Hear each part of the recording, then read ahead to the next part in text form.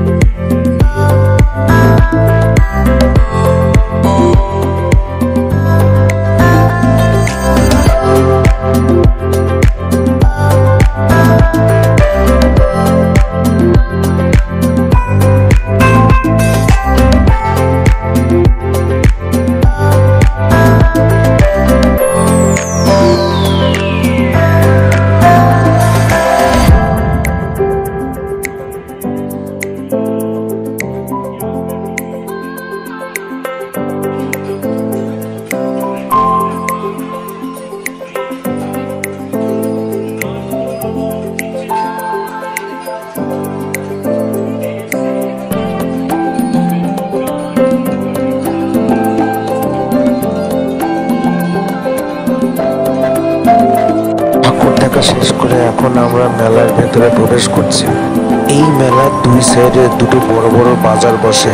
দুটো বাজারের একটি বাজারও তখনও ওপেন হয়নি, কিন্তু মেলা চালানোর জন্য যে সমস্ত স্টলগুলোর দরকার সমস্ত স্টলই মেলায় তখন উপলব্ধ ছিল।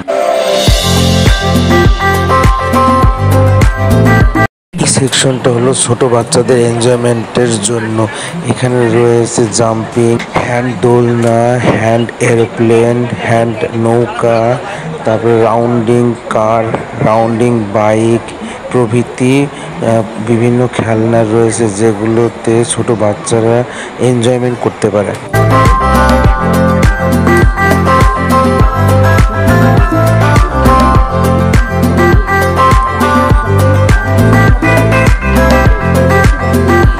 এছাড়াও ছোট বাচ্চাদের জন্য ছিল ওয়াটার বোট।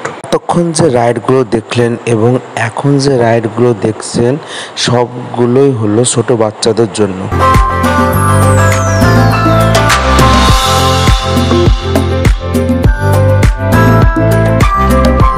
আর বড়দের জন্য রয়েছে ব্রেক ড্যান্স, ইলেকট্রিক দোলনা, রকিং চেয়ার। এই ড্রাগন রেলটা বড়দের জন্য এনজয়েবল নয়, ছোটরা এই ড্রাগন রেলটাকে অনেক বেশি এনজয় করে। এই রাইডটার অরিজিনাল নাম আমার জানা নেই, তবে আমরা সবাই এটাকে রকিং চেয়ার বলেই ডাকছিলাম এবং বিগত প্রায় 5 বছর ধরে এই রাইডটা আমি এনজয় করছি। অন্যবারের তুলনায় এবার এই রাইডের মূল্য অনেকটাই বেশি ছিল, প্রায় 70 টাকা। তারপরেও আমরা 70 টাকা দিয়ে দুটো টিকিট কেটে রাইডটা এনজয় করলাম। এই ইলেকট্রিক দোলনাটা প্রতি বছরে খুব সুন্দরভাবে সজ্জিত করে। এটা হলো রোলার কোস্টার। প্রতি বছর রোলার কোস্টার এই বারোদলের মেলাতে আসে, কিন্তু এইবার আসেনি। এই ভিডিওটা হলো গতবারের ভিডিও। এখন শুরু করে দিল, শুরু হয়ে গেছে। অন্যান্য লোকজন ভয় পেয়ে এই রাইডে না উঠলেও আমার এই রাইডে উঠতে ভালোই লাগে। এখনই শুরু হলো, এই তো উপরে উঠছে, উপরে উঠছে।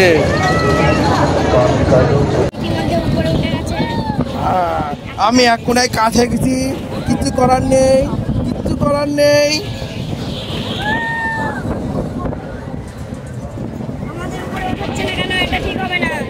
এই তো ওরে বাবা,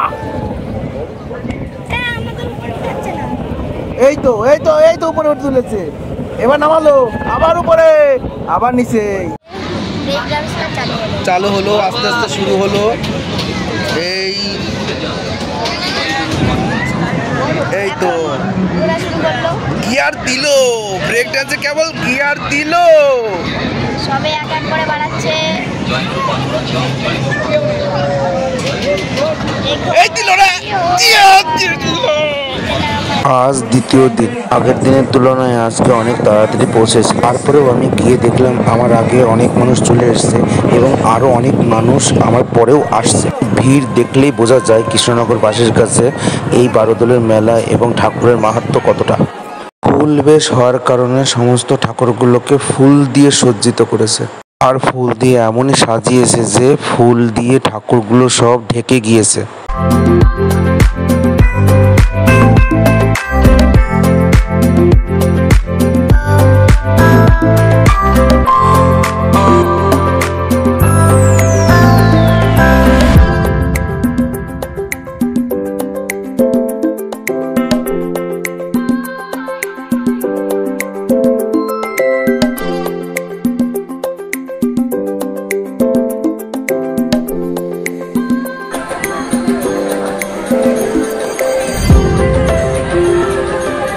আজ তৃতীয় দিন। এখন আমি দাঁড়িয়ে আছি মেলার পেছনের দিকে যে জলাশয় আছে সেই জলাশয়ের উল্টো দিকে রাস্তার উপর।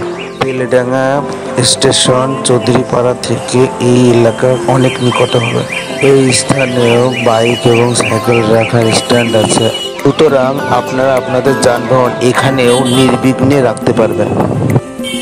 এই সাইড দিয়ে যারা মেলায় প্রবেশ করবে তাদের জন্য প্রতি বছরই এই অস্থায়ী বাঁশের ব্রিজ নির্মাণ করা হয়।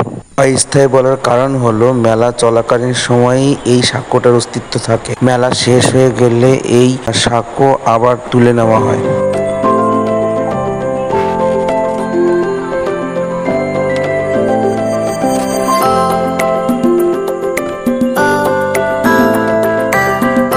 এই সাইড দিয়ে গেলে মেলার যে সাইডে বিগ বাজার আছে সেই সাইড দিয়ে আমরা উঠি।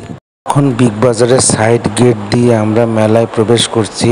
তো আজকে তৃতীয় দিন হওয়ার কারণে এই বিগ বাজারে দুই একটা দোকান ছাড়া সব দোকানগুলোরই স্টল বসেছে, কিন্তু সেইভাবে এখনো কেনা বেচা শুরু হয়নি।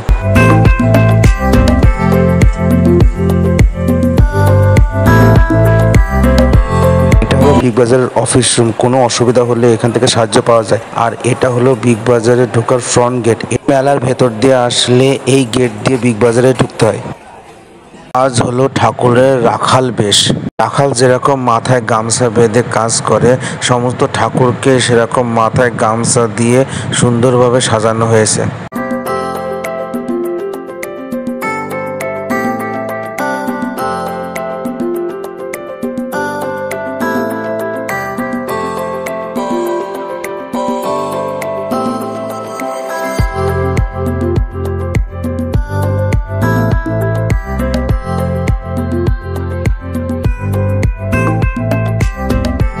থেকে বাঁশের এই ব্রিজের কাঠামোটা খুব সুন্দরভাবে বোঝা যাচ্ছিল যে জলের উপরে কিভাবে এই ব্রিজটাকে নির্মাণ করা হয়েছে। কিন্তু আমার মনে হয় যদি এই ব্রিজটার চওড়াটা আরেকটু বড় করা যেত তাহলে আসা যাওয়ার ক্ষেত্রে অনেক সুবিধা হতো। আজকের ভিডিওটা এখানেই শেষ করছি। যদি ভিডিওটা ভালো লেগে থাকে তাহলে লাইক এবং কমেন্ট করবেন এবং একটু সাবস্ক্রিপশন করে দেবেন, যাতে আমি নতুন নতুন ভিডিও বানানোর জন্য উৎসাহ পাই। ধন্যবাদ।